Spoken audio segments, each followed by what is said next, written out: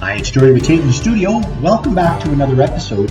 And in today's video, I'll show you how to build a dining table with a wood top and some steel legs. Now, for this particular table, it was for my showroom because often I'll have customers come by and they'll just want to see a final product. So this will just be sitting in my showroom. But I'm just starting off by rough cutting the boards to the rough length. Now, this table measures in at 72 inches long by about 43 inches wide.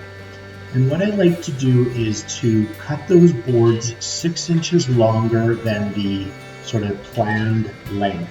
Now the reason I do that is that when those boards, after they're joined together, I like to be able to cut off the ends of them. Say, for example, if there's any snipe on the end or if there's some small checking or cracks, I can just cut that out. And so I do start off with doing the jointing as you saw, and I start off with the face and then I do the edge jointing. And then I move on to the planer, and basically what I do is I do one board and then I move on to the second board and then the third and then so on and so forth, and I plane those all to the same thickness. And then once that's done, go take the piece over to the table saw and take that extra end.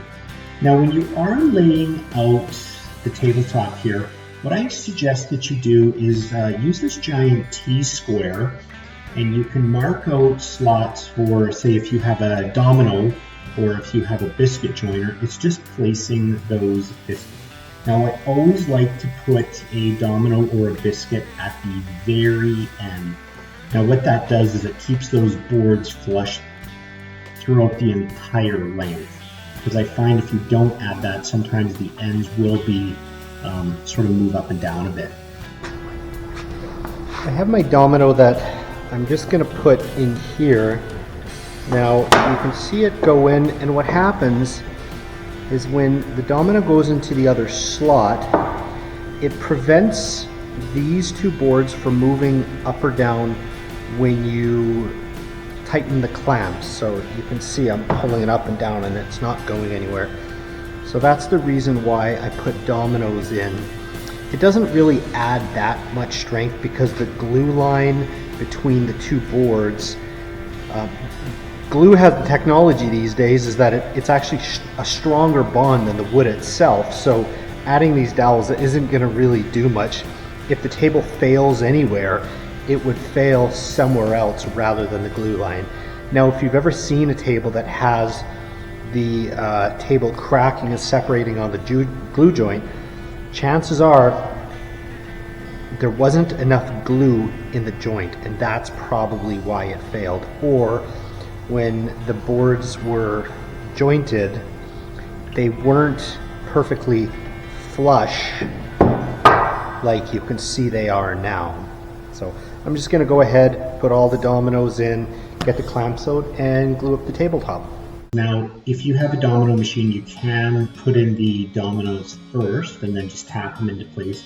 But if you are using a biscuit joiner, what I recommend is you add the glue first and then you add the biscuits. Because what happens is those biscuits are very porous and they have a tendency to soak up the moisture from the glue.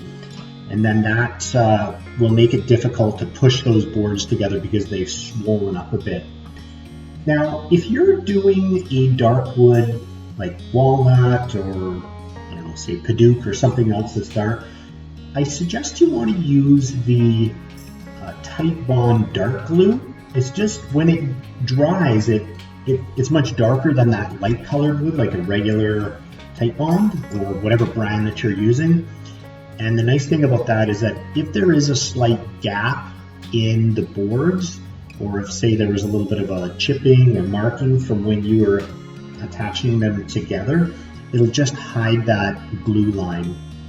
Now, when you are placing all the boards out, you're going to want to make sure that you do a nice even pressure with the clamps. Like I have parallel clamps here, and I just like to alternate them up and down so it's even pressure on both the top and the bottom of the boards. And again, here you can see I'm using that T-track. It's just something you can buy from the big box store. I think mine was about 15 or 20 bucks, and it comes in really handy. And once I've laid it out, I just cut off the end. And again, you can see that extra little bit lets me cut all those defects out. And then when it does come to the sanding process, I start off with usually 80 grit. You don't have to go too low because those ridges should be very minimal, because again, you use the biscuit joiner or the Domino or dowels if you have that. Now here you can see I'm just using the router on the corners first, and I like to add a 1/4 inch round over. And I like to have the router so that it starts from the underside and then works up. Now this is the bottom of the tabletop, so I start routering it from basically the tabletop and then move my way down. So if there's any chip out, it'll transfer to the bottom and not the top. And then I run a 1/8 round over around the edge. Now you do the corners first so that when you do the edges, it follows the contour of those corners. And then after you've done that, you'll want to do a light sanding with about 180 grit and just take off the slight burrs from that router. And I always sand the underside of my tabletops to 120 grit and then the top side to 180 grit. So when you are flipping over the tabletop, I like to use bench cookies, or you could use a blanket, but just make sure that when you are flipping it over, you put those bench cookies so that they sort of overhang, so when you flip over that top, the edge won't fall down and knock the tabletop, or sorry, knock the table edge and then damage it. Then you have to go back over with a router or a sander. Now, when I finish my tables with walnut, I like to use a walnut Danish oil. Now, you certainly don't have to use it, but I find that for me, it just adds a little bit more consistency to the color of the walnut, because oftentimes that sapwood will come through in some spots. So I like to just make it a little bit more consistent. Now, after I've added the Danish oil, I'm just coming back with the legs and just sort of marking them out here. Now these steel legs, I like to use threaded inserts and some bolts to attach them. You could drill a hole and add lag bolts, but I find for long term it's nicer to use the threaded inserts, because you just drill the holes for the threaded inserts.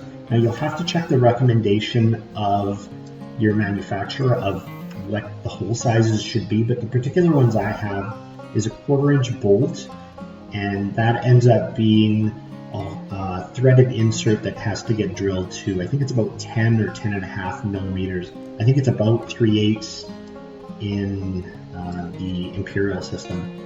But yeah, so I've just attached the legs here, and now I'm just sort of screwing them in and attaching them. Now I had some button head, Allen head screws, but I have some washers in there, and I just do a nice even tightness throughout, and I can just hand tight that. I don't have to go super heavy on it, but yeah. So anyways, I'm applying the finish here. What I like to use is Osmo hard wax oil. In this particular table, I'm using the matte finish. Now you could just use a Scotch-Brite pad, a white Scotch-Brite, which is non-abrasive, and just work it through. Now, I just did that just to sort of show you that application process. But I do have one of these large buffer polisher things, and I find for me, because I am a production shop and I make quite a few of these tables, it's really easy to just use that.